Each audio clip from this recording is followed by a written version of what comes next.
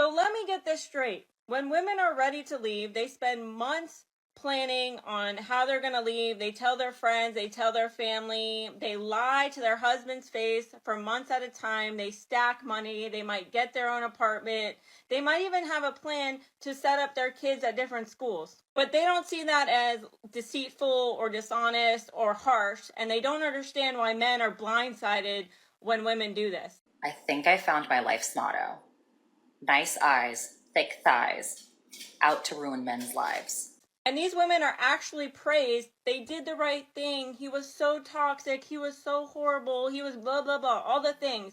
Yes, queen. And no, I don't mean domestic violence situations. I'm talking everyday relationships where the woman finally says that she had enough and she's claimed to be checked out for months at a time and she decides to leave. But when a man does the exact same thing in the exact same way, now he's a piece of... Isn't that a big coincidence? That's a coinky-dink. In fact, he won't even have his ducks in a row. His idea of leaving is to go sleep on his parents' couch for a couple of days and come back and try to reconcile. But yet, the men are just the pieces of shit.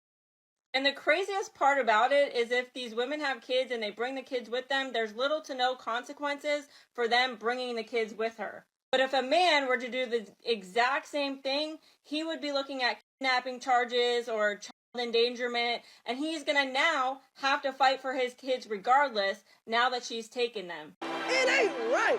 But if he takes them, all they have to do is bring a sheriff over and bring them right back to mom, and she doesn't really have to fight for anything.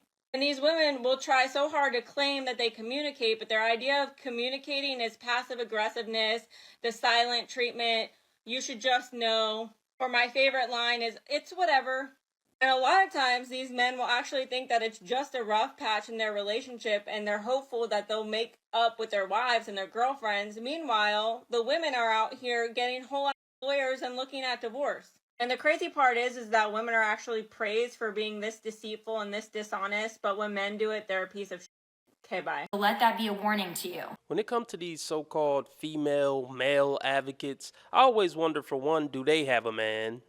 You know? And if not, why not? If you're so great and you understand men's struggles so much. But my second question is, I wonder would these women be putting in this work, you know, if they weren't getting any money from it? Because you know this woman is getting cash apps and donations and whatever. Just a question. I would say, fellas, if you want to take RP advice from somebody, take it from a man. That's a great idea. I'm with that. If you're a pretty girl, you might struggle with this. This isn't a therapist point of view. I have to explain this to my clients because they don't get it.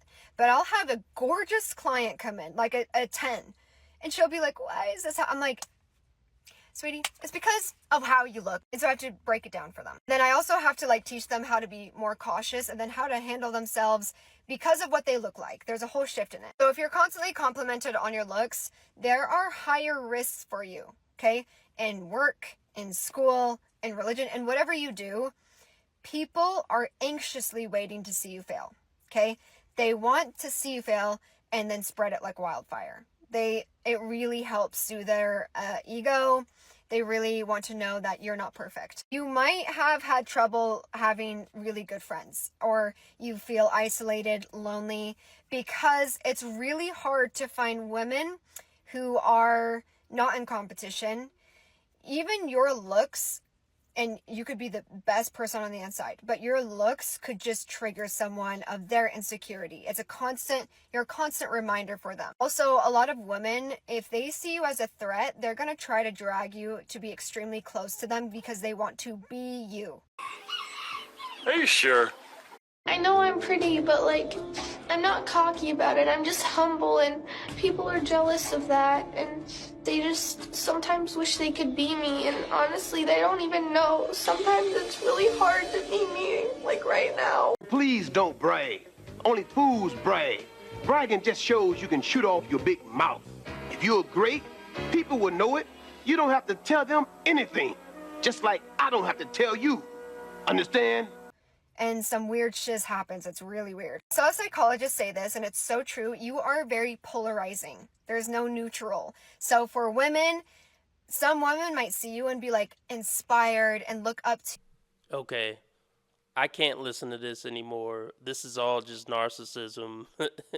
This is all just telling women to have a bigger head and, feeding into the idea that the whole world revolves around them. Just, this is nonsense and pure toxicity. I'm out of here.